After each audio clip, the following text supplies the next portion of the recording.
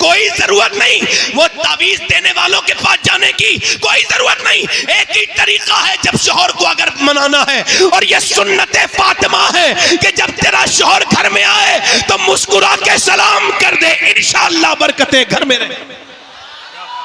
वाह वाह वाह वाह वाह, बरकतें बरकतें बरकतें। नहीं नहीं नहीं, पानी नहीं, पानी नहीं, जोर से बोले सुभान अल्लाह। पानी आपकी मोहब्बत, मुस्कुरा के बोले, वाह वाह, मुस्कुरा के बोले। मौला अली कहते हैं मेरी बीवी ने मुस्कुरा के मुझे सलाम कर दिया। क्या बेहतरीन तरीका है। देखे तो वसीम बरेलवी ने कहा था थके हारे परिंदे जब बसेरे को लौटे, तो सलीकेमंद शाकों का लचक जाना जरूरी है। जब शौहर आए तो औरत को अच्छा माहौल देना चाहिए, घर बना रहेगा।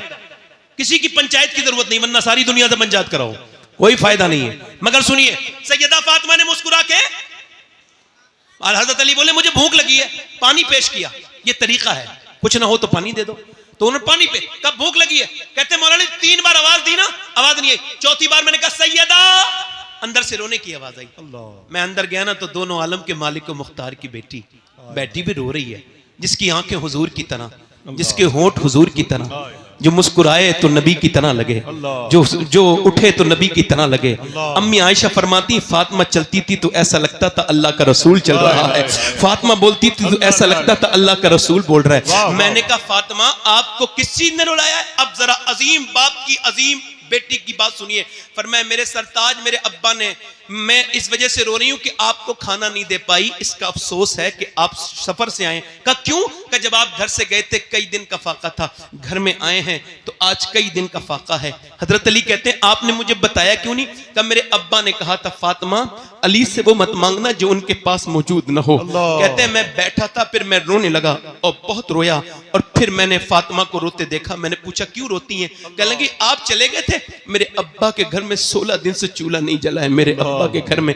हजरत अली कहते हैं बच्चों की भूख अपनी जगह, मगर हुजूर को सुन के मैं बाग की तरफ गया और जाकर के मैंने बाग वाले से कहा कोई काम ले लो मुझसे। उसने कहा 1 डोल निकालोगे और पानी दोगे मेरे बाग को तो 1 खजूर दूंगा।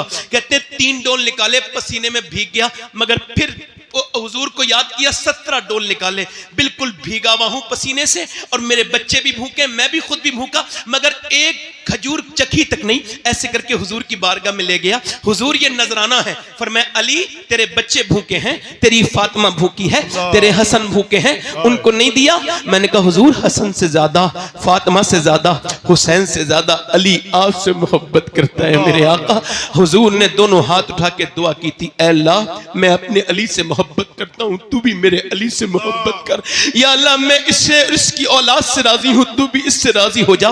फिर हुजूर मेरे घर गए, कि तेरे बच्चों के साथ खाऊंगा बैठकर। हुजूर ने खजूर की गुठली निकाली और फिर खजूर जब हसन के मुंह में दी तो हसन ने नाना को देख के रोना शुरू किया, हुसैन ने भी रोना शुरू किया। मेरे नबी ने दोनों को प्यार किया तो सैयदा रोने लगी। फरमाया ना मेरी बेटी फातिमा न रो, मेरी बिलाडली, ये मताउन दुनिया कलील, ये दुनिया छोटी है और ये दुनिया की रौनकें, दुनिया की लज्जतें आले मोहम्मद के लिए नहीं है, आले मोहम्मद के लिए दुनिया नहीं है मेरी बिटिया ना। हजरत अली कहते हैं मैं तीसरे दिन अपने घर आया और मेरी बीबी ने फिर 3 दिन की रोजे की बीबी ने रोजेदार रोजे के साथ मेरी बीबी ने चक्की चलाई, और चक्की चलाने के बाद मेरी बीबी ने 3 दिन का रोजा रखने के बाद फिर चक्की चलाई कि नीचे को जो है वो खाना रख दिया। अब अजान की आवाज आ जाए, मगर अजान की आवाज नहीं आई। एक कैदी की आवाज आई, वो भी गैर मुस्लिम की, एक असीर की आवाज आई। उसने कहा मैं एक गैर मुस्लिम हूं, मुझे मदीने में किसी ने खाना नहीं दिया और सबने मुझे डांट दिया, भगा दिया, मैं कैदी हूं, क्या नबी की बेटी मुझको कुछ दे सकती है? मैंने सुना है जिसे कहीं से कुछ नहीं मिलता वो फातिमा के घर से कभी खाली नहीं जाता है, क्या आप कुछ दे देंगी? सैयदा ने खाना उठाया, हसन ने उठाया, दे दिया। जब अजान हुई मस्जिद में गए ना तो दोनों बच्चे कांपते थे भूख की वजह से, चेहरा बिल्कुल पीला था। मेरे नबी ने दोनों बच्चों को प्यार किया और कहा अली तेरी सखावत अल्लाह ने पसंद कर ली है। ऐ लोगों जरा सोचो तो हमने किस पैगंबर को भुला दिया है, किस रसूल को भुला दिया है, आज हम बिल्कुल भूल चुके हैं। जरा गौर तो करो, मेरे नबी ने फरमाया अली तेरी सखावत अल्लाह को पसंद आई, तेरी जियाफत अल्लाह को पसंद आई। अल्लाह ने जिब्राइल को भेजा और फिर फरमाया वयुतइमून अत्वामा अला हुब्बिही मिस्कीना व यतीमा व असीरा, यानी खुद न खाते हैं भूखों को खिला देते हैं। कैसे साबिर है मोहम्मद के घराने वाले। मगर मैंने अर्ज की थी, ए सैयदा, ए तैयबा, ए ताहिरा, ए सैयदा फातिमा, ये बताएं आखिर आपने 3 दिन का रोजे क्यों रखे, 4 दिन का क्यों नहीं रखा, या 2 दिन का क्यों नहीं रखा? आवाज आई, मेरा पैगाम यजीद के लिए था मदीने से, ओ यजीद तू मेरे बेटे हुसैन को डरा नहीं पाएगा, ना 3 दिन की भूख से, ना 3 दिन की प्यास से, क्योंकि फातिमा ने ट्रेनिंग मदीने में करा के भेजा है। अल्लाह अकबर, अल्लाह अकबर, अल्लाह अकबर, अल्लाह अकबर। वाह वाह वाह। नारे तकबीर, दोनों हाथ उठा के नारे तकबीर, आपको नारे रिसालत। आपको ये माहौल कैसा लग रहा है? बोलो। अल्लाह ये माहौल सब गौस पाक का बनाया हुआ माहौल है, ये सब बड़े पीर ने बनाया है। वाह वाह वाह। तवज्जो करें हुसैन, अब सुनो, अब जरा एक तवज्जो करना।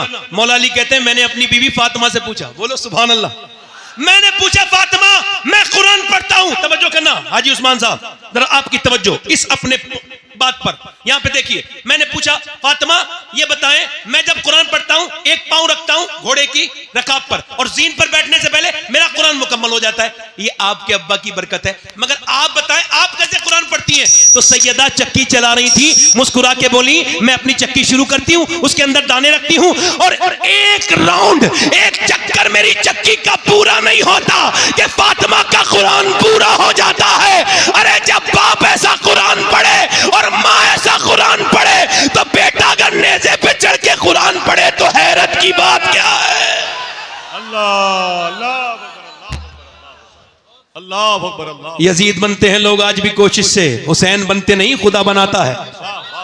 अच्छा एक चीज है तकदीर, क्या है बोलो? तकदीर को ना मानना कुफ्र, तकदीर को मानना ही पड़ेगा और मैं आपसे मनवा भी लूंगा अभी यहीं बैठ के। जो तकदीर को ना मानने वाला है मेरी 2 मिनट की बात सुने, 2 मिनट में भी नहीं। किसी ने अपने बाप को अपने आप इंतखाब किया? बताओ। अरे कोई अपनी मर्जी से अपना बाप चुनता है? चुनता है? अगर ऐसा होता तो लोग बिल गेट्स के घर पैदा होते, अडानी अंबानी के घर बच्चे पैदा होते, गरीबों के घर बच्चे पैदा नहीं होते। कोई अपनी मर्जी से अपना बाप, अपनी माँ, बोलो बोलो, अपनी माँ, अपनी बहन, अपना भाई, अपना नाना, अपनी नानी, और किसी का नाना ठीक है तो नानी ठीक नहीं, किसी का दादा ठीक है तो दादी ठीक नहीं, किसी का बाप ठीक है तो माँ ठीक नहीं, किसी की माँ ठीक है तो भाई ठीक नहीं, किसी का भाई ठीक है तो बहन ठीक नहीं, किसी को अल्लाह ने बहन से नवाजा अच्छी बहन है तो उसके भाई अच्छे नहीं है। मगर पूरी दुनिया में एक हस्ती ऐसी है हुसैन इब्ने अली की, जिसे जिधर से देखो लाजवाब है। अल्लाह ने उसे भाई हसन मुश्तबा दिया, बहन ज़ैनब कुबरा दी, उसको माँ सैयदा फातिमा जो सारी जन्नती औरतों की सरदारा है, उसका बाप अली जो सारे वलियों का सरदार है, उसकी नानी खदीजा जो सारी उम्महातुल मोमिनीन की सरदारा है, और उसका नाना सारे नबियों का सरदार है। अफजल है कुल जहां में घराना हुसैन का, पूरा मजमा हाथ उठा के, अफजल है कुल जहां में घराना हुसैन का, अरे नबियों का ताजदार है नाना। अल्लाह अकबर, अल्लाह अकबर, अल्लाह अकबर, वाह वाह वाह, सुभान अल्लाह, सुभान अल्लाह, सुभान अल्लाह। मुस्कुरा के बोलो, वाह वाह वाह। मुस्कुरा के बोलो। अब जरा करबला में आते हैं। करबला क्या है? हक और बातिल की लड़ाई। करबला काई की लड़ाई है? हक, झूठ और सच की लड़ाई। यजीद और हुसैन की लड़ाई नहीं है, इस्लाम और गुमराही की लड़ाई है। हुसैन अगर ना शहीद होता तो आज घर घर यजीद होता।